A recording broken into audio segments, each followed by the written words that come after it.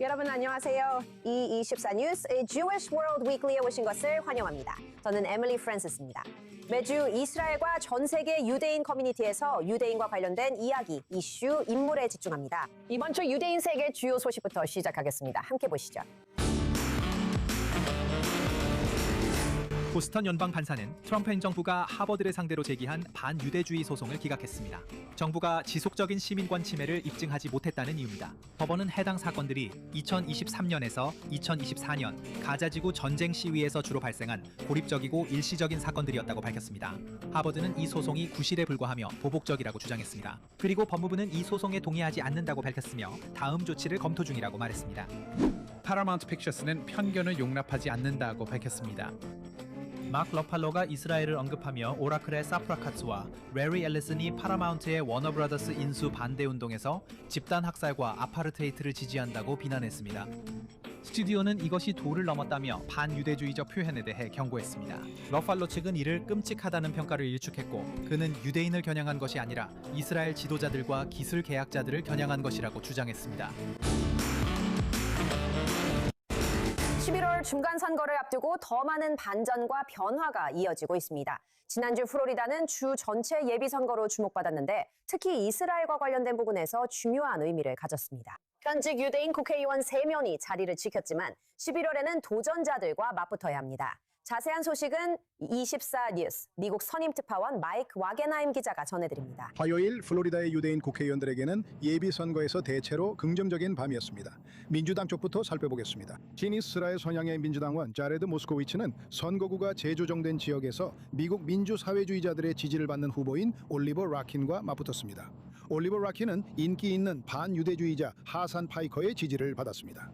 그럼에도 불구하고 모스코위츠는 예비선거에서 비교적 여유롭게 승리했습니다. 이제 그는 지난 대선에서 도널드 트럼프가 비교적 쉽게 승리했던 지역구에서 공화당 후보와 맞붙으며 험난한 본선에 나서게 됩니다. 친이스라엘 성향의 민주당원 데비 와스먼 슐츠는 플로리다의 선거구 재조정으로 인해 완전히 새로운 지역구에서 출마해야 했고 약 30년 동안 흑인 하원의원이 대표해온 지역구에서 여러 명의 아프리카계 미국인 후보들과 맞붙었습니다. 일부는 우려했고 일부는 환호했지만 와스먼 슐츠는 다른 후보들 사이에서 표를 분산시키는 데 성공했고 그녀 역시 본선에 진출하게 됐습니다. 공화당 측에서는 이른바 히브리 상속인 랜디 파인이 그곳 예비선거에서 네오나치 댄 빌저리언과 맞붙고 있습니다. 좋은 소식은 경쟁이 되지 않았다는 겁니다.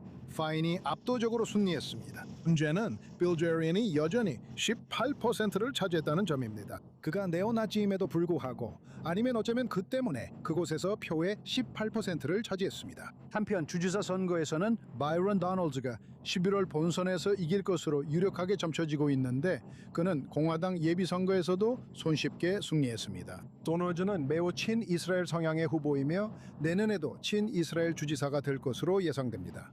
워싱턴 백악관에서 마이크 바게나임, I24 뉴스였습니다.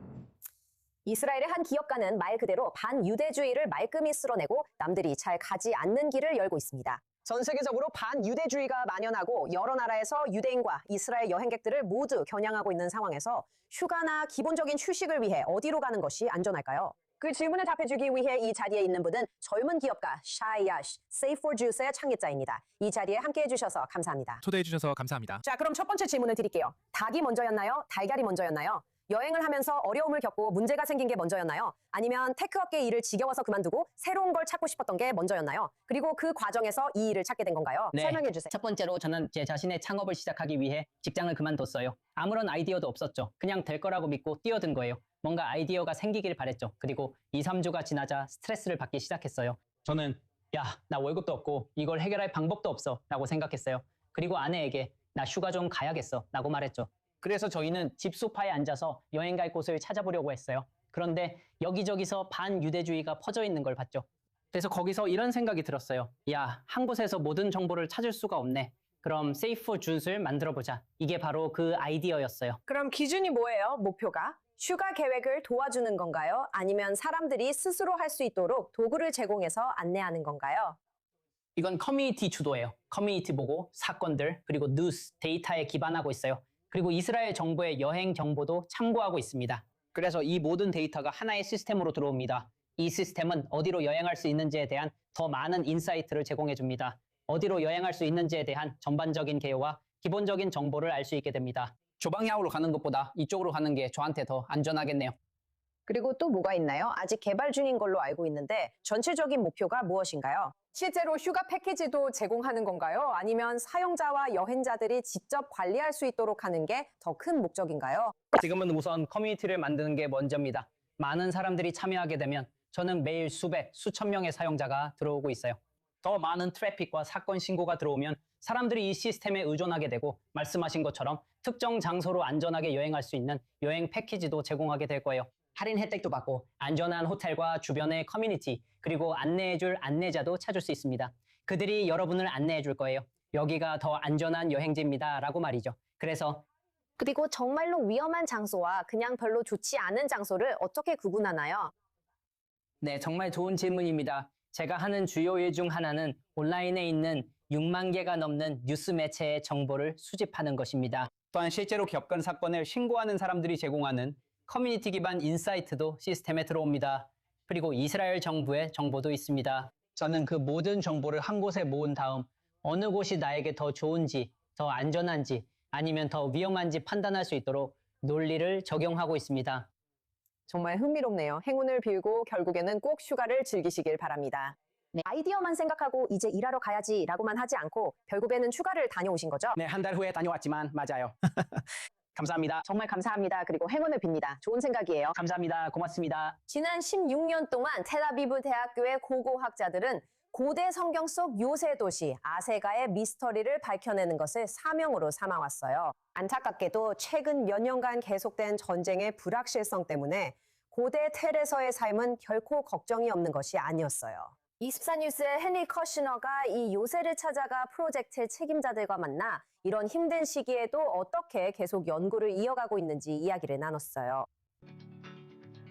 3000년 전 고대 문명들은 철 곡괭이를 사용해 도시와 요새를 건설하고 파괴했습니다. 오늘날 엘라 계곡 한가운데에서 일하는 고고학자들은 똑같은 철 곡괭이를 사용하고 있지만 도시를 파괴하기 위해서가 아니라 찾기 위해 사용하고 있습니다. 지난 16년 동안 롯 로텐슐라거 탐사대는 이스라엘 중부의 텔 에스 술탄에서 발굴 작업을 하며 유다 왕국의 고대 요새 중 하나를 밝혀내기 위해 노력해왔습니다. 저는 텔 아제카의 비밀은 그 위치에 있다고 생각합니다.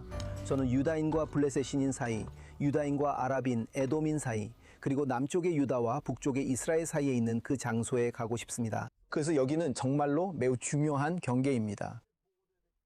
이곳은 유다인과 접촉하고 싶거나 유다를 정복하고자 하는 사람이 반드시 지나가야 했던 경계입니다. 오데드 랩시츠는 성서시대 유대사 교수이자 텔아비브 대학교 인문대학 학장입니다. 그리고 지난 16년 동안 텔 아제카 발굴 프로젝트를 이끌어 왔습니다.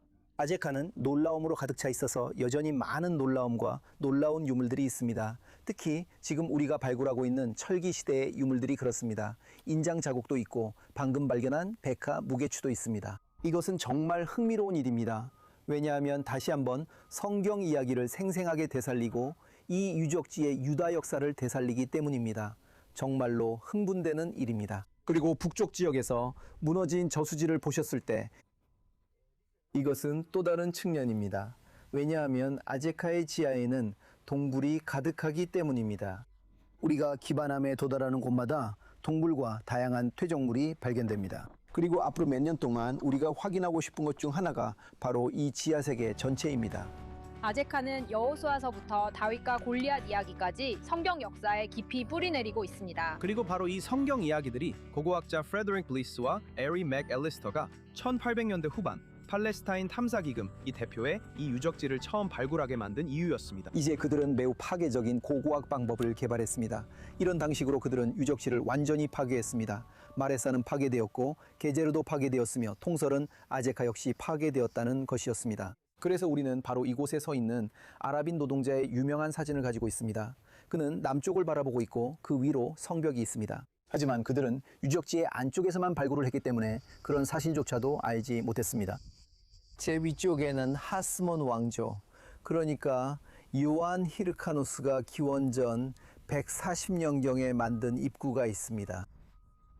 이곳은 행정이나 방어 목적으로만 선택하는 위치입니다. 그리고 우리가 여기 있는 이곳은 성경에서도 국경지대로 매우 중요하게 언급되는 장소입니다. 사비나 클레이만은 아제카 발굴의 현장 감독 중 한 명이자 텔아비브 대학교의 교수입니다. 그녀는 오데드와 함께 라맛 라헬에서 왔으며 그곳에서 3시즌 동안 보조 감독관으로 발굴 작업을 했습니다. 이런 유적지를 알 수 있다는 것은 정말 큰 기회입니다. 오랜 세월과 수많은 발굴에도 불구하고 이런 면에서 잘 알려진 유적지는 거의 없다고 생각해요. 여기서는 조자기를 보고 그 조각 몇 개만 봐도 이미 어떤 시대의 것인지 알 수 있어요. 네. 다른 유적지에서는 이런 걸 할 수 없어요. 네, 이건 정말 큰 기회예요. 이건 단순한 이스라엘 현지 프로젝트가 아니에요. 텔아비브 대학교는 전 세계의 학교와 기관들과 협력하는 것을 사명으로 삼았어요. 안타깝게도 아제카의 발굴팀은 이스라엘 전역의 수십 개 다른 발굴팀들과 마찬가지로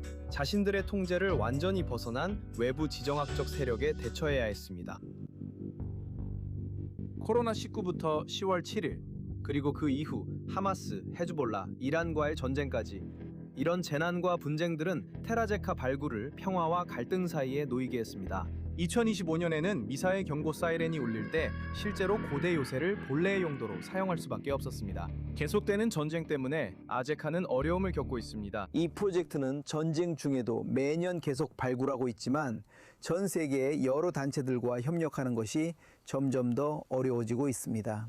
그래서 아직은 그 이유를 크게 느끼지 못하지만 장기적으로는 느끼게 될 거예요. 우리는 평소에 해외에서 받던 좋은 보조금을 제대로 받을 수 없었어요. 자금이 부족해요. 이 지역에는 자원봉사자가 2명뿐이에요. 아직 궁금한 점이 정말 많고 올해는 이 지역을 마무리하고 싶어요. 네, 보통 이 지역에는 20명의 자원봉사자들이 일하곤 했어요. 하지만 모든 시련과 고난에도 불구하고 테라제카 발굴팀은 그들이 발굴하고 있는 요새처럼 끈질깁니다. 아제카는 이미 오늘날에도 수많은 학교 단체가 버스로 찾아오는 곳이에요. 지금까지는 사람들이 전망대에 와서 다윗의 이야기를 듣고 그냥 떠났어요. 언젠가는 학생들이 와서 음료를 살 수 있는 작은 매점도 있었으면 좋겠어요. 그리고 제 꿈은 앞으로 4년쯤 후에는 사람들이 텔아제카에 올 수 있게 되는 거예요. 그리고 모든 성체를 걸어다니며 머리 위로 높이 솟은 성벽을 보고 성체 안에 있었던 내부 구조도 보고 성체를 둘러싼 거리를 돌아다닐 수 있었으면 좋겠어요. 그리고 그것은 이스라엘을 대표하는 고고학 유적지 가운데 하나가 될 것입니다. 이번 여름 이스라엘 축구 스타 마노르 솔로몬은 중요한 목표를 달성했어요. 영국 축구 클럽 웨스트햄과 계약을 맺었죠. 그리고 그는 벌써 경기장에서 결과를 보여줬어요. 번니와의 데뷔 경기에서 골을 넣었거든요. 하지만 일부 팬들은 솔로몬이 팔레스타인을 싫어한다고 언급하는 구호를 외치며 꽤 소란을 일으켰어요. 여기 I24 뉴스 특파원 조 브라운의 추가 보도가 있습니다. 이스라엘 윙어 마노르 솔로몬은 지난주 번니와의 데뷔전에서 골을 넣으며 2대2 무승부를 기록했고 웨스트햄 유나이티드에서 훌륭한 출발을 했습니다. 하지만 헤드라인은 솔로몬이 경기장에서 한 일보다 관중석에서 일어난 일에서 나왔습니다. 마노르 솔로몬이 팔레스타인을 싫어한다는 내용을 담은 이 응원가는 몇 년 전 그가 리즈 유나이티드에서 뛸 때 리즈 팬들이 처음 불렀던 것입니다. 이 노래는 온라인에서 공유되었고 웨스트햄 팬들로부터도 널리 비판을 받았습니다. 많은 사람들은 이 응원가가 팔레스타인 사람들에게 모욕적이며 불필요하게 정치적인 문제를 축구에 끌어들이고 있다고 생각합니다. 반면에 이 응원가를 부른 사람들은 경기장에서 평소에 듣는 것에 비하면 비교적 순한 편이고 단지 농담일 뿐이라고 말합니다. 하지만 웨스트햄 유나이티드 구단은 이 상황에 대해 입장을 밝혔습니다. 구단은 번니에서 열린 EFL 챔피언십 개막전에서 일부 원정 팬들이 반팔레스타인 메시지가 담긴 모욕적이고 분열을 조장하는 응원가를 부른 사실을 인지하고 있다고 밝혔습니다. 우리는 노래와 응원이 경기 당일 경험에서 전통적이고 깊이 뿌리내린 부분이라는 것을 이해합니다. 우리는 우리 팬들이 자신들의 축구 클럽과 클래렛 앤 블루 셔츠를 입은 선수들에 대해 자랑스럽고 힘차게 응원가를 부르기를 권장합니다. 하지만 결코 다른 팬들 사이에 분열을 일으키거나 불쾌감을 주는 방식이어서는 안 됩니다. 이렇게 말씀드릴게요. 지금 저는 웨스트햄 팬으로서 말하는 겁니다. 지난 10년 동안 우리 팬층은 부실한 구단주 체제과 매우 인기가 없는 경기장으로의 이전 때문에 많이 분열되어 있었습니다. 하지만 이번 여름에는 여러 가지 상황 덕분에 낙관적인 분위기가 느껴집니다. 그렇다면 굳이 필요하지도 않은 곳에서 왜 분열을 만들려고 해야 할까요? 오해하지 마세요. 저는 웨스트햄 경기를 정말 많이 가봤고 훨씬 더 심한 응원가도 많이 들어봤습니다.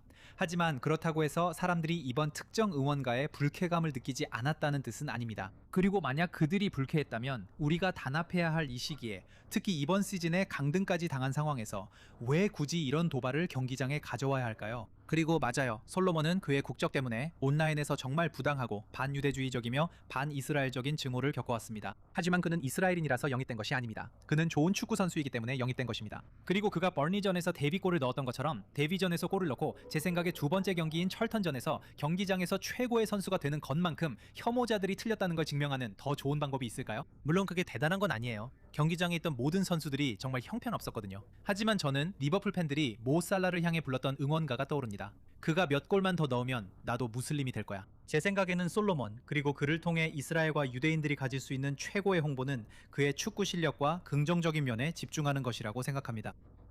그리고 그가 지금처럼 계속 좋은 경기를 펼친다면 아마 어떤 사람들은 유대인이 되고 싶어질지도 모릅니다. 미국 유대인 청소년들에게 중요한 경험 중 하나는 여름 캠프에 가는 것입니다. 그런데 이제 나이지리아에서도 여름 캠프가 꿈을 현실로 만들어주고 있습니다.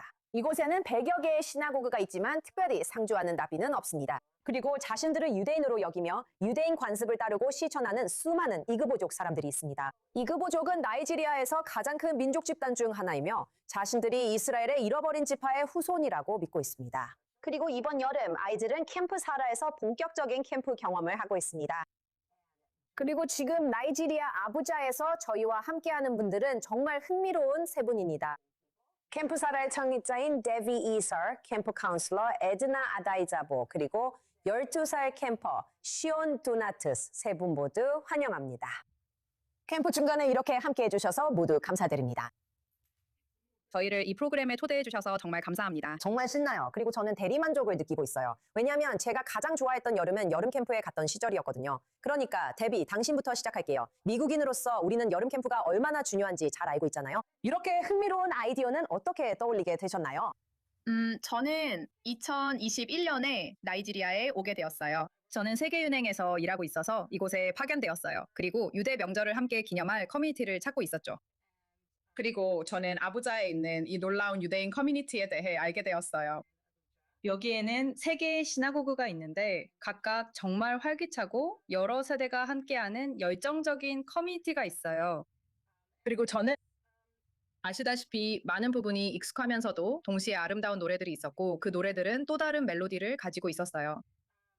그래서 저는 미국에 갈 때마다 팔리토트, 기도서, 키파 등 생각할 수 있는 모든 것을 가득 담은 여행 가방을 들고 돌아오곤 했어요. 그리고 나서 저는 그들의 공동체를 유지하는 데 도움이 될 수 있는 것이 무엇인지, 그들이 정말로 원하는 것이 무엇인지에 대해 공동체와 이야기를 나누기 시작했어요. 그리고 그들은 거의 만장일치로 아이들이 자원에 접근할 수 있고 더 넓은 유대인 공동체의 일원이라고 느끼길 원한다고 말했어요. 많은 아이들이 학교에서 유일한 유대인인 경우가 많아요. 그래서 그들은 정말로 아이들이 그런 경험을 하길 바랬죠. 그리고 저는 바로 캠프를 떠올렸어요. 그게 결국 아시다시피 일종의 일석이조가 되는 거예요. 한편으로는 캠프 참가자들에게 재미와 배움이 가득한 멋진 경험을 제공하죠.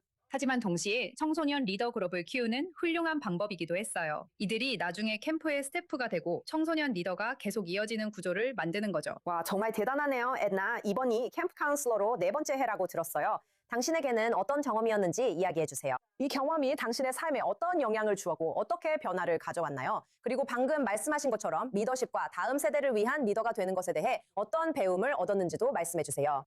안녕하세요. 제 이름은 에드나입니다. 저는 나이지리아 이모주 출신이에요. 아부자 아고가에 있는 기드온 히브루스에서 예배드리고 있고 이번이 캠프의 4번째 참가입니다. 캠프는 저에게 책임감을 갖게 해주었고 리더십을 가르쳐 주었으며 어떻게 리더가 되어야 하는지 알려주었습니다. 그리고 저에게 자신감을 심어주었습니다. 그리고 자신감에 대해 말할 때 저희는 3일간의 리더십 훈련을 받으면서 훌륭한 리더가 되는 방법을 배웠기 때문이에요. 우리는 캠프 참가자들에게 어떻게 가르쳐야 하는지, 그들에게 어떻게 인내심을 가져야 하는지 배웠습니다. 그리고 제가 자신감에 대해 이야기할 때 제 말은 에드나가 올해는 카운슬러 역할뿐만 아니라 캠프 참가자 등록도 조직하면서 한 단계 더 성장했다는 거예요. 그리고 그녀가 책임자예요. 8살에서 10살 아이들을 저희가 에이더트라고 부르는데 그 그룹을 에드나가 맡고 있어요. 와, 정말 대단하네요. 선, 당신의 이야기도 듣고 싶어요. 에드나, 곧 다시 돌아올게요. 그런데 선, 이게 정말 재미있을 것 같은데요. 캠프에서 가장 좋아하는 부분이 뭐예요? 스포츠, 사람들, 음식, 컨버 등 여러 가지가 있는데요. 어떤 게 가장 좋은지 말해주세요. 제가 캠프에서 가장 좋아하는 부분은 점심 식사 후에 하는 활동들이에요. 저는 지금 바느질 수업에 있는데 한라 덮개 만드는 법을 배우고 있어요. 그리고 뭔가 새로운 기술을 배우는 게 재미있을 것 같았어요. 그래서 그게 제 어린 시절의 가장 좋은 경험 중 하나였어요. 어린 시절에요. 그리고 데비, 그것에 대해 좀 더 설명해 줄래요? 어떻게요? 이것은 유대인의 가치관과 공동체 의식을 포함하고 있어요. 단순히 이 젊은이들을 신경 써주는 사람들이 있다는 것뿐만 아니라 랍비나 조직된 시스템이 없는 상황에서 이것이 장기적으로 어떻게 도움이 될 수 있을까요? 네, 물론이죠. 작년에 우리는 정말 운이 좋게도 우간다의 아부 야다이아 공동체에서 오신 게르솜 시조무 랍비와 함께할 수 있었습니다. 그는 저희와 함께 2주 동안 상주 랍비로 지내주셨어요. 올해는 오실 수 없었지만 자신의 제자인 루스 문고노를 보내주셨습니다. 루스 문고노는 저희와 함께하며 유대교 교육 세션을 이끌어주고 있습니다. 캠프의 하루는 미국의 여름 캠프 하루와 매우 비슷해요. 우리는 함께 기도로 시작하고 그 다음에는 연령별 그룹으로 나뉘어 점심 전까지 2번의 활동을 합니다. 그중 하나가 유대교 수업이에요. 그리고 유대교 수업은 하나의 주제에 집중해요. 그래서 올해의 주제는 유대인의 삶의 주기예요. 작년에는 유대인 달력을 다뤘어요. 그리고 이것들은 아시다시피 두 가지 모두를 끌어낼 수 있는 기회예요. 유대교의 율법과 유대교의 의식들을 아시다시피 노래들, 그리고 어쩌면 가장 중요한 가치관들, 그리고 그것이 우리 집단에게 어떤 의미인지도요. 노래를 많이 불러요. 네. 미안해요. 그리고 계속하세요. 설교. 네, 맞아요. 그리고 저희는 히브리어도 좀 배웠어요. 이제 거의 모든 아이들이 히브리어 알파벳을 알고 있는 것 같아요. 그리고 알다시피 어떤 아이들은 꽤 수준이 높아요. 네.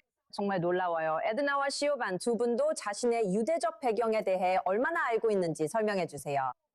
이것이 집안에서 자연스럽게 이루어지는 일인가요? 가족과 함께 유대인 문화적 관습을 경험하며 자라셨나요? 아니면 집에서 배운 것 외에도 캠프에서 새로운 것을 많이 배우고 계신가요? 예, 저는 유대교 집안에서 태어났어요. 제 부모님은 5년 전부터 유대교 신앙을 시작하셨어요. 그분들은 메시아닉 성전을 떠나 유대교로 개종하셨어요.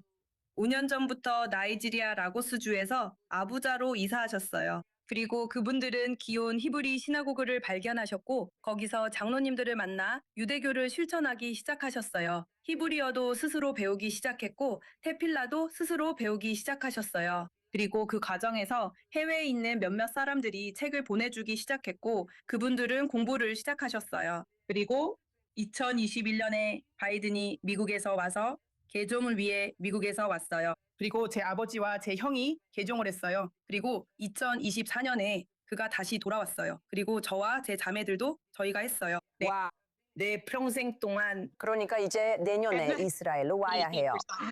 지온, 맞아요. 그리고 넌 어때? 알겠어요. 저는 유대인이 된 지 2년 됐어요. 그 이유는 제 아버지가 신약 성경과 별로 맞지 않으셨기 때문이에요. 그래서 아버지는 신약 성경을 제쳐두고 구약 성경에 집중하기로 결정하셨어요. 그래서 아버지는 구약 성경의 모든 것이 유대교와 일치한다는 것을 알게 되셨어요.